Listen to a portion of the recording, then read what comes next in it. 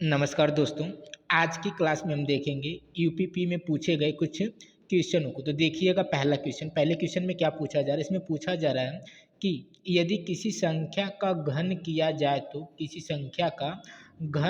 जाए तो निम्नलिखित में से कौन सा अंक इकाई के स्थान पे हो सकता है। उसी को बताना है कि इकाई के अंक पे क्या हो सकता है। घन करने का मतलब जैसे आप 2 का घन करेंगे तो 2 का घन कितना आएगा, 8 आएगा। 3 का घन करेंगे तो कितना आएगा, 27 आएगा। 4 का घन करेंगे तो कितना आएगा, 64 आएगा। मतलब वो इसी तरह कह रहा है कि अगर आप घन करेंगे तो इकाई के स्थान पे क्या आ सकता है और क्या नहीं आ सकता। जैसे हमने घन किया तो इकाई के स्थान पे क्या है, 7 आया। यहाँ पे क्या है, 4 आया। यहाँ पे क्या है, 8 है। इसी तरह वो पूछ रहा है कि कौन कौन सी संख्या इकाई के स्थान पे आती है। तो एक चीज़ नोट करिएगा, जब भी आप घन करेंगे, किसी भी संख्या का घन करेंगे तो 0 से 9 तक कोई भी संख्या आ सकती है। यानी घन करते समय 0 से 9 तक की हर एक संख्या इकाई अंक पे आ सकती है। तो इसका ऑप्शन सी वाला एकदम सही हो जाएगा। लेकिन अगर वहीं पे अगर वर्ग किया जाता है, यदि वर्ग किया जाता है तो वहाँ पे कंडीशन होती है। जब भी आप वर्ग करेंगे तो इकाई के स्थान पे 2, 3 और 7 और 8 कभी भी नहीं आता। अगर आप किसी संख्या का वर्ग करते हैं तो 2, 3, 7 और 8 ये इकाई के स्थान पे कभी भी नहीं आता वर्ग में। लेकिन अब घन करेंगे तो लगभग 0 से लेकर 9 तक हर एक संख्या इकाई अंक पे आ ही जाती है। लेकिन वर्ग में 2 और 3 और 7 और 8 कभी भी इकाई अंक पे नहीं आते हैं। आगे देखिएगा अगले क्वेश्चन में क्या पूछा गया है। इसमें पूछा गया है कि नीचे दी गई संख्याओं में कौन सी संख्या 24 से पूरी पूरी तरह विभाजित करने योग्य है। उसी को हमें क्या करना है, बताना है। यानी आपको 24 से सब में भाग करके चेक करना है कि कौन सी संख्या ऐसी है जो 24 से पूरी पूरी तरह कट जा रही है। अगर आप 24 से सब संख्या में अगर एक एक करके भाग करेंगे तो कहीं ना कहीं 1 से 2 मिनट टाइम लगेगी। तो इसको एक डायरेक्ट तरीका से करेंगे। डायरेक्ट तरीका से क्या होगा, जैसे 24 को हम देखेंगे 24 किससे मिलकर बना है, 24 8 गुणे 3 किससे मिलकर बना है, 8 गुणे 3। यानी जो संख्या 24 से कटेगी कन्फर्म है कि वो संख्या किससे कटेगी, 8 और 3 से भी कटनी चाहिए। अगर 8 और 3 से कटेगी तभी तो 24 से पूरा कटेगी। यानी हम 3 के विभाजिता और 8 के विभाजिता के नियम से ही ऑप्शन को छाड़ देंगे कि कौन सा ऑप्शन हो सकता है। तो 3 के विभाजिता के नियम से ही चेक करते हैं। 3 की विभाजिता का नियम यह होता है, यदि दी गई संख्याओं के अंकों का योग अगर 3 से कट रहा है तो पूरी की पूरी संख्या किससे कट जाती है, 3 से कट जाती है। जैसे 27 होता है तो 27 के अंकों को जोड़िएगा, 7 दूनी 9, 9 क्या 3 से कट रहा है, इसीलिए 27 भी क्या हो जाएगा, 3 से कट जाएगा। यानी अंकों का जोड़ ही हमें देखना होता है। अगर वो 3 से कट रहा है तो कन्फर्म है कि वो संख्या भी किससे कट जाती है, 3 से कट जाती है। तो वही विभाज्यता का नियम चेक करेंगे। जैसे पहले वाले ऑप्शन में हम अंकों को जोड़ेंगे। जब इनको आप जोड़ेंगे 4 + 4 + 4 7 + 1, जब इन सबको आप जोड़ेंगे तो कितना आएगा, 20 आएगा। जोड़कर देखिएगा कितना आएगा, 20 आएगा। और 20 कभी भी 3 से नहीं कटता है। जब आप ये बी वाले ऑप्शन को पूरा जोड़ेंगे, बी वाले ऑप्शन को पूरा जोड़ने पर देखिएगा कितना आएगा, 29 आएगा। कितना आएगा, 29 आएगा। अब जब सी वाला ऑप्शन अगर पूरा आप जोड़ेंगे तो सी वाले ऑप्शन को जोड़ने पर भी कितना आएगा, 29 आएगा। लेकिन ये जो डी वाला ऑप्शन है, इसमें जब आप अंकों को जोड़ेंगे तो अंकों का जोड़ कितना आएगा, 27 आएगा। तो अब खुद देखिए कौन सा ऐसा अंक है जो 3 से कट रहा है, कौन सा ऐसा अंक है जो 3 से कट रहा है। तो आप कहेंगे 27 ऐसा अंक है जो 3 से कट रहा है। जब ये 3 से कट रहा है, ये तो 3 से कटा ही नहीं, ये भी 3 से नहीं कटा, ये भी 3 से नहीं कटा। जब 3 से नहीं कटा तो 8 से चेक करने की जरूरत नहीं। जब 3 से नहीं कटा तो कन्फर्म किससे नहीं कटेगा, 24 से। तीनों ऑप्शन नहीं कटेंगे। बचा क्या, एक ऑप्शन 3 से कट रहा है, कन्फर्म है कि वो 8 से, ऑप्शन एक ही बचा है। इसलिए इसी ऑप्शन को हम क्या करेंगे, लगा देंगे। तो इसका डी वाला ऑप्शन एकदम सही हो जाएगा। आगे देखिएगा अगले प्रश्न में क्या पूछा गया है। इसमें पूछा गया है कि 16, 24, 28 में प्रत्येक द्वारा विभाजित होने वाली सबसे बड़ी 4 अंकों की संख्या क्या होगी। 16 से, 24 से, 28 से प्रत्येक के द्वारा कटने वाली 4 अंकों की सबसे बड़ी से बड़ी संख्या क्या होगी। यानी बड़ी से बड़ी संख्या निकालनी है। यही 4 अंक जो ऑप्शन दिया है इसी में से कोई एक ऑप्शन ऐसा है कि जो 16 से भी, 24 से भी और 28 से भी कट जाता है। तो एक चीज़ नोट करिएगा, अगर सभी संख्याओं से हम चेक करेंगे तो इसमें भी कहीं न कहीं टाइम लगेगी। इसको भी हम डायरेक्ट करेंगे और विभाज्यता के नियम से ही क्या करेंगे, इसको चेक करेंगे। जैसे यहाँ पर फिर देखेंगे 24 किससे मिलकर बना है, 8 गुणे 3 से मिलकर बना है, 8 गुणे 3 से मिलकर बना है।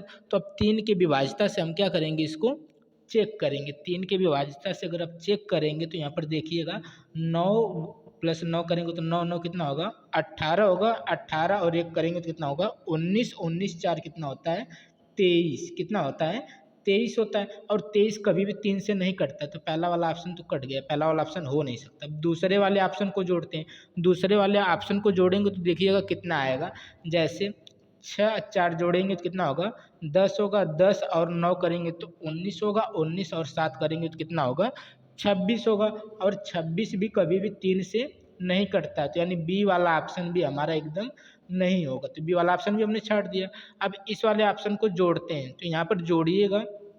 4 और 4 जोड़ेंगे कितना होगा, 8 होगा। 8 और 7 करेंगे तो कितना हो जाएगा, 8 7 15 हो जाएगा। अब 15 में अगर 9 जोड़ रहे हैं, 15 में अगर 9 जोड़ रहे हैं तो ये कितना आ जाएगा, 24 आ जाएगा। और 24 किससे कटता है, 3 से कटता है। किससे कटता है, 3 से कटता है। यानी हमारा इस सी वाला ऑप्शन हो सकता है। डी वाले ऑप्शन को भी चेक करते हैं। डी वाले ऑप्शन को अगर चेक करेंगे तो देखिएगा यहाँ पे 6 4 10, 10 8 18, 18 और 9 करेंगे तो ये क्या हो जाएगा, 27। यानी दो ऑप्शन ऐसे मिल गए जो 3 से कट रहे हैं। तो अब हम देखिएगा अलग विभाज्यता का नियम से चेक करेंगे। जैसे 28, 28 किससे मिलकर बना है, 7 गुणे 4, 7 चौक 28। यानी वो संख्या किससे कटनी चाहिए, 7 से भी कटनी चाहिए। तो 7 की विभाज्यता से हम चेक करते हैं। 7 की विभाज्यता से पहले इस डी वाले को ही चेक करते हैं। जैसे 7 पाड़ा पढ़ेंगे तो 9, यानी 7 एकम 7, 2 हासिल आएगी, 28 होगा। 7 चौक 28, बचा क्या, 64। अभी 64 कभी भी 7 से नहीं कटेगा, यानी डी वाला ऑप्शन भी हमारा 7 की वजह से क्या हुआ, हट गया। तो बचा क्या, यही ऑप्शन बच गया। और कन्फर्म है कि 7 से भी कटेगा, 8 से भी कटेगा, यानी सभी से कटने वाला 16 24 28 से कटने वाला ये सी वाला ऑप्शन रह जाएगा। यानी हम ऑप्शन सी को बता देंगे। यानी जब भी करेंगे हम विभाज्यता के नियम से ही करेंगे। तो सी वाला इसका एकदम सही आंसर हो जाएगा। आगे देखिएगा अगला प्रश्न। अगले प्रश्न में क्या पूछा गया है, इसमें पूछा गया है कि नीचे दी गई कौन सी संख्या 12 से पूर्णतः विभाज्य है।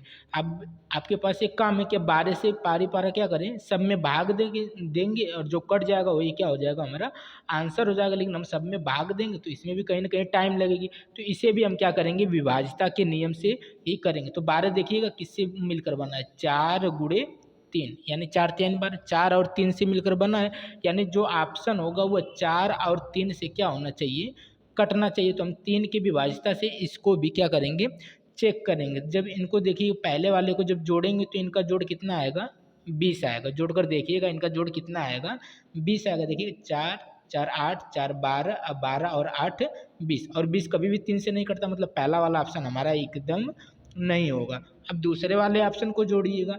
8 में 8 जोड़ेंगे 16, और 16 2 कितना होगा, 18 होगा। 18 और 6 कितना होगा, 24। और 24 5 कितना हो जाएगा, 29। और ये 29 भी कभी भी 3 से नहीं कटता। तो मतलब बी वाला भी ऑप्शन हमारा हट गया।